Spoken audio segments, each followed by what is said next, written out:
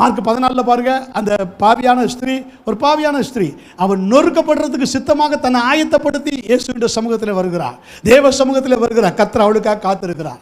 நான் நினைக்கிறேன் அந்த வீட்டில், சீமோன் வீட்டில் தான், அந்த குஷ்டரோகி வீட்டில் தான் அந்த கூட்டம் நடக்குது. இவன் ஒருத்தருக்காக தான் அந்த கூட்டத்தை அரேஞ்ச் பண்ணி கர்த்தர் அங்கே வைத்திருக்கிறார்.